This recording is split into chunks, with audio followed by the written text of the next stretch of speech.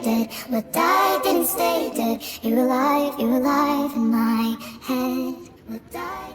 Assalamu alaikum everyone, welcome back to my channel. If it's your first time watching my video, my name is Arsha Sultana, a third year law student who is obsessed with books.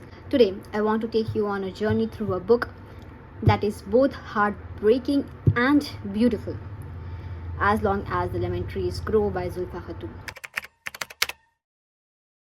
This is not just a novel, it is an experience, a window into a world of war, love, and resilience. This story takes place in Syria, a country once filled with life, history, and laughter, but now torn apart by revolution.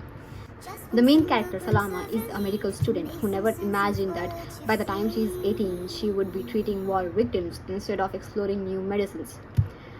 But war doesn't ask for permission. It forces itself into people's life, changing everything.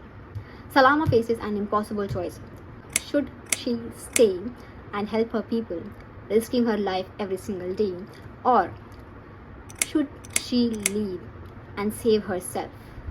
This is the reality of millions of refugees, people who never wanted to leave their homes but had no choice. Imagine waking up one day and realizing that the place where you played as a child, the streets where you made memories, are now reduced to rubble, just dust. One of the most powerful symbols in this book is the lemon trees. The title itself says, As Long as the Lemon Trees Grow, is a message of hope. Even in the worst situations, life finds a way. The trees continue to grow, just like the spirit of the people who refuse to give up. And then there is love.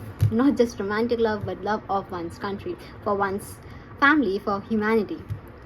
Salama meets Kenan, a boy who reminds her that even in the darkest times, there can still be light. There is color even where everything seems grey. Their love is not about grand gestures as we have seen in other romantic books. It is about holding on to each other when the world around them is falling apart. It's about grounding each other when there is no ground left for them to live on. This book is important because it reminds us that war or revolution is not just about politics, numbers, and news headlines. It's about people.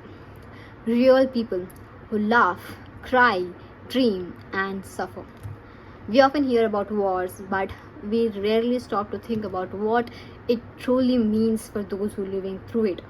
Talking about the writing of the book is free from all the stereotypes. We have a hijabi girl who chose to speak up, who chose to be brave, who chose to be her hero. We have Kenan, who is free from the toxic masculinity and chooses to be logical instead of just being toxic. Throughout the book, I cannot pinpoint a single area of improvement.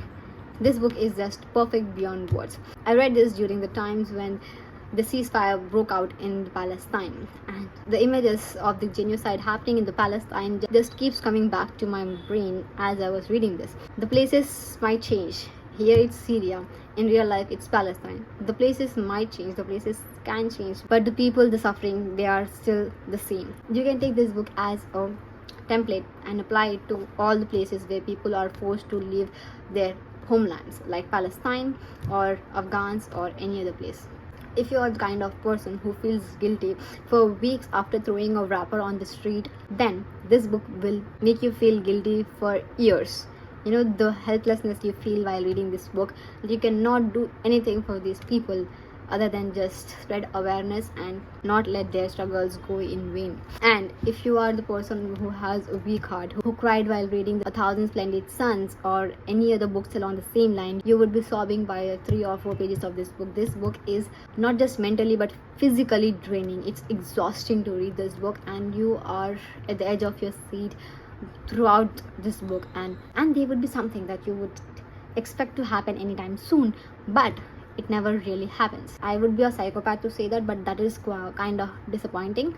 And if you have not yet joined the book club, then do make sure to join Shocking's book club. And the book of the month for April is Murder on the Orient Express by Agatha Christie. We will start reading this book on April 2025, and you can join on the journey. We have different packages, different plans, and you can choose the plan which fits you the best. I will have the link in the description. Overall, this novel is not just about Syria. It's about every country where people are struggling for freedom and survival. It's about those who have lost everything but hold on to hope despite it. It's about Palestinians whose homes are being destroyed but whose voices refuse to be silenced. So, what can we take from this book? That as long as there is even a single lemon tree growing, there is hope. As long as stories like these are told, the truth will never be forgotten. And as long as we choose to listen, we can make a difference. The best part of this book is that it has no spice. That's the amazing part of this book. And if you love to read more books which doesn't have any spice but has very good story, check out this video of mine where I recommend 10 no spice books for you which are amazing. Or if you have missed out on my previous video, you can check that out here as well. Thank you for watching. Allah Hafiz.